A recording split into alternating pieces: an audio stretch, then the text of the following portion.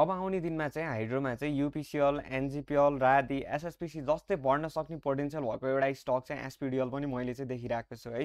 So तपाईँहरूले चाहिँ एउटा एसपीडीएललाई पनि आफ्नो वाच लिस्टमा राख्न सक्नुहुन्छ।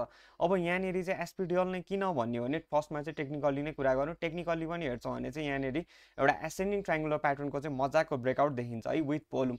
भोल्युम हेर्नुहुन्छ भने लास्ट विक चाहिँ 24 लाख किता कारोबार भएको छ र यो 24 लाख किता भनेको चाहिँ एसपीडीएल अहिलेसम्म लिस्टेड भएदेखिको सबभन्दा हाइएस्ट भोल्युम हो है। अघिल्लो बुलमा एसपीडीएल 830 तिर पुग्दा पनि त्यो भोल्युम आएको थिएन भने योपालि चाहिँ यसले ठ्याक्क लाएर 380 को जोनलाई ब्रेकआउट गरिसकेपछि अलमोस्ट 24 लाख किताको चाहिँ यसमा कारोबार भइसकेको छ र हामीले हेर्छौँ भने सन्डे चाहिँ एउटा राम्रो खालको सेलिङ प्रेसर आएको छ र यो 383 सम्म आएर क्लोजिङ गरेको छ है त।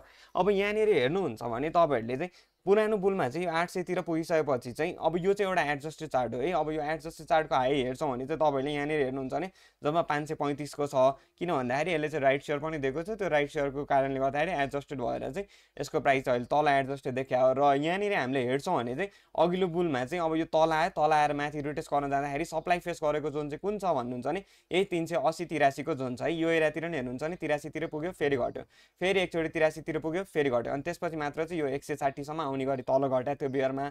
अब अहिले हेर्नुहुन्छ भने बुल मार्केटमा पनि एकचोटि यहाँनिर हेर्नुहुन्छ भने विकलीमा 383 तिर पुग्यो, सप्लाई फेस गर्यो, घटेर तल आयो 260 सम्म। त्यसपछि फेरि ट्राई गरेर एकचोटि फेरि गएको थियो 380 यही 83 के जोनतिर पुग्यो, फेरि सप्लाई फेस गर्यो र तल 320 सम्म आयो है। 320 मा बेस बनाएर त्यसपछि अहिले चाहिँ finally with one of the highest भोल्युमका साथ ब्रेकआउट गरेर माथि सस्टेन भएर बसिरहेछ है। अब यहाँ हेर्नुहुन्छ भने टेक्निकली त एउटा राम्रै सेटअप देखिरहेछ। 15 देखि 20% हामीले एसपीडीएलमा सजिलै बनाउन सक्ने देखिरहेछ। अब अर्को भनेको चाहिँ अब एसपीडीएलकै प्योर ट्रेडिङमा चल्ने स्टक भनेको चाहिँ यूएमएचएल हो। अब हेर्नुहुन्छ भने यूएमएचएल चाहिँ तपाईँको अहिले 500 पुगिसकेको छ। त्यसलाई चाहिँ 62 लागेर 19 लाख किता उनीहरूले अलमोस्ट एक्युमुलेट गरेको छ र उनीहरूले चाहिँ यूएमएचएललाई 700 सम्म पुर्याउने भनेर अब व्यापक नोइजहरू सुनिरहेको छ है। अब यदि यूएमएचएल 700 सम्म पुग्छ भने चाहिँ तपाईँहरूले इजिली एसपीडीएल चाहिँ 600 सम्म पुग्छ भनेर एक्सपेक्टेसन राख्न सक्नुहुन्छ है। अब यदि तपाईँहरू चाहिँ अहिले एकदम सर्ट टर्मकै लागि इन्ट्री गर्न खोज्दै हुनुहुन्छ भने तपाईँहरूले चाहिँ यसमा धेरै होइन 33 देखि 40 रुपियाँको चाहिँ सजिलो प्रफिटहरू मार्केट यदि क्रासै हुने भयो अथवा केही एक्सटर्नल फ्याक्टरहरू पोलिटिकल न्युज हुनसक्छ अथवा अर्को यतापट्टि इकोनोमिकल न्युज हुनसक्छ, जेसुकै फ्याक्टरले मार्केटमा यदि नराम्रो न्युजहरू आउने भइहाल्यो भने पनि तपाईँहरूले यसमा 20-30 रुपियाँको प्रफिट चाहिँ खाएर सजिलै निस्किन सक्नुहुन्छ है त। अहिलेको लागि तपाईँहरूले एसपीडीएलमा हेर्नुहुन्छ भने अब मजाको ब्रेकआउट गराएको छ। यो राम्रो सपोर्टको जोन पनि हो 380 को जोनमा। यो एरियातिर बाहिरहरू आउने चान्सहरू एकदमै धेरै आइ छ। यदि भोलि 380 अथवा त्योभन्दा तल पाउँछ भने तपाईँहरूले एक लट बाई गर्नु होला र आफ्नो स्टप लसलाई चाहिँ 365 मा राखेर बस्न सक्नुहुन्छ है। अनि यो एरियातिरबाट फेरि पनि यो बढेर तपाईँको 410 सम्म चाहिँ पुग्छ।